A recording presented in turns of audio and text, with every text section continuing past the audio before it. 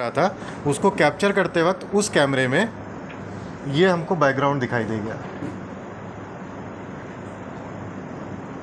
तो तब तक किसी को कुछ नहीं आइडिया था कि ये तो आप लोग बताएंगे। सर दो विद्यार्थियों को गिरफ्तार किया गया है जो कि प्रोफेसर का इस तरह 3 जून को हमारे पास एक फरियादी आई जिन्होंने बताया कि जिस दौरान वो एक नामी कॉलेज में प्रोफेसर हैं और जब वो अपने कॉलेज के इंटरनल एग्ज़ाम्स ले रहे थे, वाइवा ले रहे थे ऑनलाइन, उस दौरान किसी एक बच्चे ने उनके उस मीटिंग में एंटर करने के बाद अश्लील वीडियो चलाए तथा साथ ही साथ कुछ अश्लील भद्दी बातें भी उस परीक्षा के दौरान की। इस प्रकार की हमको शिकायत आई थी। उस शिकायत को जब हमारी टीम ने विवेचना में लिया और विवेचना की तो पता चला कि 2 बच्चे जिनकी उम्र लगभग 22 साल की है और दोनों भोपाल के रहने वाले हैं, उन दोनों लोगों ने ये घृणित हरकत की थी। वजह क्या है सर, क्यों ऐसा ये करते थे, इसके पीछे क्या मंशा क्या थी? पहली बार जब उन्होंने ऐसा किया तो उनका ये कहना है बच्चों का कि वो ये चीज़ मज़े के लिए कर रहे थे, वो टेक्नोलॉजी से खेल रहे थे। वो जानना चाहते थे कि हम किस तरह से टेक्नोलॉजी से खेल कर भी पकड़ में नहीं आते हैं। और दूसरी बार जब ये जूम मीटिंग उन्होंने की, उसमें उनकी वजह थी कि वो एग्ज़ाम कैंसिल हो जाए जिस एग्ज़ाम को उस दिन वो अध्यापिका ले रही थी। ये तो आप लोग बताएंगे। सर दो विद्यार्थियों को गिरफ्तार किया गया है जो कि प्रोफेसर का इस तरह 3 जून को हमारे पास एक फरियादी आई जिन्होंने बताया कि जिस दौरान वो एक नामी कॉलेज में प्रोफेसर हैं और जब वो अपने कॉलेज के इंटरनल एग्ज़ाम्स ले रहे थे, वाइवा ले रहे थे ऑनलाइन, उस दौरान किसी एक बच्चे ने उनके उस मीटिंग में एंटर करने के बाद अश्लील वीडियो चलाए तथा साथ ही साथ कुछ अश्लील भद्दी बातें भी उस परीक्षा के दौरान की। इस प्रकार की हमको शिकायत आई थी। उस शिकायत को जब हमारी टीम ने विवेचना में लिया और विवेचना की तो पता चला कि 2 बच्चे जिनकी उम्र लगभग 22 साल की है और दोनों भोपाल के रहने वाले हैं, उन दोनों लोगों ने ये घृणित हरकत की थी। वजह क्या है सर, क्यों ऐसा ये करते थे, इसके पीछे क्या मंशा क्या थी? पहली बार जब उन्होंने ऐसा किया तो उनका ये कहना है बच्चों का कि वो ये चीज़ मज़े के लिए कर रहे थे, वो टेक्नोलॉजी से खेल रहे थे। वो जानना चाहते थे कि हम किस तरह से टेक्नोलॉजी से खेल कर भी पकड़ में नहीं आते हैं। और दूसरी बार जब ये जूम मीटिंग उन्होंने की, उसमें उनकी वजह थी कि वो एग्ज़ाम कैंसिल हो जाए जिस एग्ज़ाम को उस दिन वो अध्यापिका ले रही थी। अभी तक हमारे पास जो शिकायतकर्ता आए हैं उसके अनुसार फरवरी में पहली बार इस तरह की चीज़ इन्होंने की थी और उसके बाद आज दिनांक तक लगभग 7 ऐसे शिकायतकर्ता हमारे पास आ गए हैं जिनके साथ उन लोगों ने अलग अलग दिनांकों पर ये चीज़ की है। मुख्यतः उन्होंने ये सारी चीज़ें मई में की हैं, मई और जून में। सवाल ये भी था इसमें कि जूम मीटिंग में भी ये जो फॉर्म फिल करते थे वो शेयर करते थे, बाकी जो इनके टारगेट पर टीचर थी या स्टूडेंट भी थे जो उनके प्रश्न नंबर पे मैसेज? अभी तक हमारे पास सिर्फ प्रोफेसर अध्यापक ही आए हैं जिनके साथ ये घटना हुई है। किसी भी प्रकार का कोई विद्यार्थी नहीं आया है ये कहने की उसके साथ इस तरह की घटना हुई है।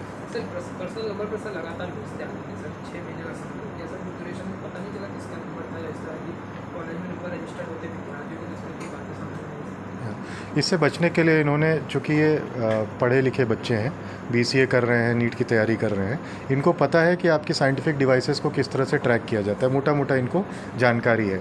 तो जो सिम इस तरह की हरकतों के लिए इन्होंने यूज़ किया वो सिम भी फर्जी है, फेक यूज़र ID पे है और जो मोबाइल ये इस्तेमाल करते थे वो भी सेपरेट है। वो मोबाइल और इनका मोबाइल आपस में कनेक्टेड नहीं है। तो ये वीडियो भेजते थे या अश्लील चैट करते थे, फ़ोन उसी वक्त ऑन करते थे, उसी वक्त ऑफ़ कर देते थे और फ़ोन हटा देते थे। बहुत दूर दूर जाके अलग अलग जगहों से इस तरह की चीज़ें करते थे।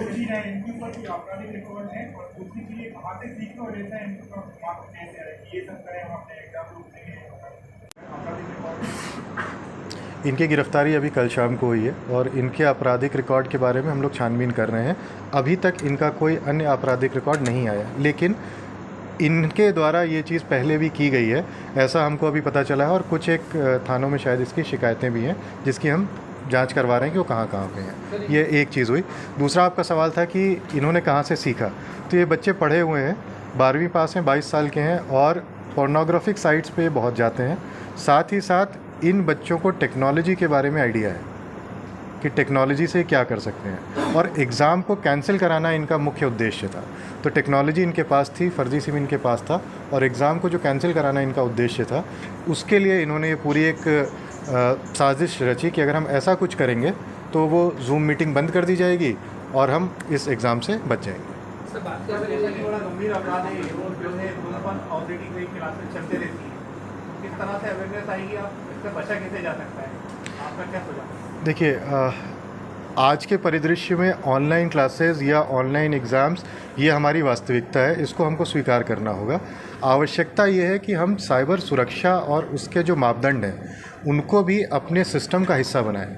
अगर हम किसी भी तरह की जूम मीटिंग, या जूम तो मात्र एक नाम है, अगर हम किसी भी तरह की ऑनलाइन मीटिंग कर रहे हैं या हम किसी भी तरह से ऑनलाइन जा रहे हैं, तो ज़रूरी है कि हमारी ऑर्गेनाइजेशन या हमारी जो एजेंसी है या स्कूल है, कॉलेज है, कुछ भी है, उसमें साइबर सुरक्षा के जो पैरामीटर्स हैं, जो प्रोटोकॉल्स हैं, वो ज़रूर होने चाहिए। फायरवॉल हमारे पास होनी चाहिए, लॉगिन आईडी 2 पार्टी जो हमारे पास रहता है वो होना चाहिए, डबल OTP वेरिफिकेशन ऑथेंटिफिकेशन होना चाहिए, लॉग्स मेंटेन होने चाहिए। जो भी हमारी मीटिंग में एंटर कर रहा है वो एंटर करते हुए हमें पता होना चाहिए कि कौन एंटर कर रहा है। कोई भी अनजान व्यक्ति अगर हमारी मीटिंग में एंटर कर रहा है तो हम उसको ब्लॉक कैसे कर पाएँ। इन सारे सिक्योरिटी प्रोटोकॉल्स को हमको जो है कहीं ना कहीं अपनी आदतों में शुमार करना होगा। साइबर को हमको बहुत ही सीरियसली लेना होगा, क्योंकि ये एक ऐसा थ्रेट है जो वास्तविकता में अब हमारे सामने है। ये ऐसा नहीं है कि ये बड़े शहरों में या सिर्फ बड़े देशों में होता है, ये आज गांव-गांव में भी हो रहा है। आज देखा जाए पैटर्न तो भी ये कि जो इस तरह के बच्चे हैं या युवा हैं, नशे की हालत में सबसे ज़्यादा अपराध करते हैं, साइबर क्राइम हो या फिर चाइनीज स्नैचिंग हो, जिस तरह जो भी घटना हो। क्या जो ये जब ये घटना करते थे उस समय इन्होंने नशा वसा के उसमें देते थे, उसमें ये क्या देखिए, कुछ निकल कर सामने आया? हाँ, अभी तक की विवेचना में इनके पास से किसी भी नशीली चीज़ की बरामदगी जो सर्च हुई है उसमें नहीं हुई है, या ऐसा पता भी नहीं चला है कि नशीली चीज़ें लेते थे। बल्कि इसके उलट ये पता चला है कि जो इसका मुख्य आरोपी है वो अपने क्लास का एक ब्राइट स्टूडेंट है, वो लगभग 100% अटेंडेंस उसकी क्लास में है, और इसके अलावा वो अपने डाउट क्लियरेंस सेशन में भी रहता था। साथ ही साथ टीचर्स के साथ उसका व्यवहार जो क्लास में रहता था वो भी पॉजिटिव था। लेकिन हमको यहाँ यही समझना होगा कि जो इस उम्र के बच्चे हैं वो जो व्यवहार हमको दिखा रहे हैं, कहीं उनके पीछे कोई और व्यवहार उनके दिमाग में तो नहीं चल रहा। जैसे इस केस में तो बड़ा स्पष्ट है कि इन बच्चों ने ये हरकत की है, चाहे जिस भी कारण से की हो, पर ये हरकत की है। वो शरारत और अपराध के बीच की सीमा रेखा को बहुत बुरी तरह से लांघ गए हैं, और हमको ये चीज़ लोगों के बीच में पहुंचानी है। सर, ऐसा कोई संदेश माता पिता के लिए कि जो बच्चे वो उनके यहाँ पढ़ने के लिए आए, माता पिता एक दूसरे राज्य में रह रहे हैं, तो वो क्या करें, कैसे बचाव कीजिए? देखिए, 2 चीज़ें हैं। पहली तो बचाव इस तरह से करें कि हम उनको अवेयर करें, उनको ये बताएं कि कहाँ पे शरारतें हैं और कहाँ पे अपराध है। उसके बीच की जो सीमा रेखा है वो पार नहीं करनी है, वो हमको बताना पड़ेगा। उम्र के दौर से गुज़रते हुए लोगों को हमको समझना पड़ेगा, पहली चीज़। और दूसरी चीज़, हमको अपने बच्चों पे नज़र रखना नहीं कहूँगा, लेकिन उनके बारे में अवेयर ज़रूर होना पड़ेगा कि यदि वो घर आके बहुत ज़्यादा अकेले में रह रहा है, या यदि वो इस तरह की डिवाइसेस का इस्तेमाल कर रहा है। आपकी डिवाइसेस में आज की डेट में सभी जगह पैरेंटल कंट्रोल्स आ गए हैं। आप देख सकते हैं कि आपका बच्चा किन वेबसाइट्स पे जा रहा है, किन चीज़ों को देख रहा है। जैसे इस पर्टिकुलर केस में उसको पोर्नोग्राफी देखने का एक बच्चे को बड़ा शौक़ था। तो हमको, आपको, या जो भी माता पिता हैं, उनको थोड़ा सा विजिलेंट रहना होगा। इस चीज़ पे ध्यान रखना होगा कि उनके बच्चे देख क्या रहे हैं और दिशा में किस जा रहे हैं। सर, जो कॉलेजों में सर जो प्रोफेसर है सर वो सब पुराने हैं, सब उनको ज़्यादा वो नहीं है हल्की साइबर की दुनिया का। तो सर क्या स्टेट साइबर किसी तरह के कोई सेमिनार अटेंड करेगा कॉलेजों में जा जाके, या जागरूकता के लिए? बिल्कुल, स्टेट साइबर में जो हमारे ADG श्री योगेश देशमुख जी हैं, उन्होंने स्टेट साइबर का फोकस ट्रेनिंग और अवेयरनेस रखा हुआ है। उनके ये स्पष्ट मानना है कि अगर हम साइबर अपराध से बचना चाहते हैं तो हमारा सबसे बड़ा हथियार है कि आप ज़्यादा से ज़्यादा लोगों को अवेयर कर दें और ट्रेन कर दें। तो जो आपका सवाल है उसके तारतम्य में कहना चाहूँगा कि योगेश देशमुख जी के नेतृत्व में साइबर की टीम न सिर्फ साइबर मुख्यालय से अवेयरनेस फैलाती है, बल्कि ज़िले जाकर भी ये हर माह अलग अलग ज़िलों में प्रोग्राम कर रही है, जिसमें स्कूल, कॉलेजेस, महिलाओं के बीच में जाना, वृद्धों के बीच में जाना, उनके साथ होने वाले तरह तरह के फ्रॉड कैसे होते हैं, कैसे बचा जा सकता है, इसकी अवेयरनेस देना, क्या अपराध है और क्या अपराध नहीं है, इसकी अवेयरनेस देना। ये सारी चीज़ें साइबर ऑनलाइन ऑफलाइन दोनों ही तरीक़ों से कर रहा है। और साथ ही यदि हमसे कोई भी इंस्टीट्यूट या कोई भी संस्था हमसे इस बारे में आके मदद मांगती है कि उसको हमसे फैकल्टी चाहिए साइबर अवेयरनेस के लिए, तो भी हम उपलब्ध कराते हैं। सर एक और चीज़ है यहाँ की कॉलेज में बताया नहीं हुआ कि ये सब हो रहा है तो हम शिकायत करने जा रहे हैं पुलिस में, शायद वो रुक सकते थे, तो उसके बाद भी किया गया सर। देखिए, इसमें राज्य साइबर के पास जो शिकायत आई थी वो अभी 20 दिन पहले ही आई थी, और 20 दिन पहले चूँकि वो एग्ज़ाम था तो उसके बाद क्लासेस बंद हो गए, और क्लासेस बंद होने के बाद ये बच्चे लगभग हम ये मान के चल रहे हैं कि शांत थे, क्योंकि हमको किसी ने आके अभी तक ये नहीं बताया है कि 3 के तारीख के बाद भी किसी के पास ऐसा कोई वीडियो, फ़ोटो या कॉल आई है।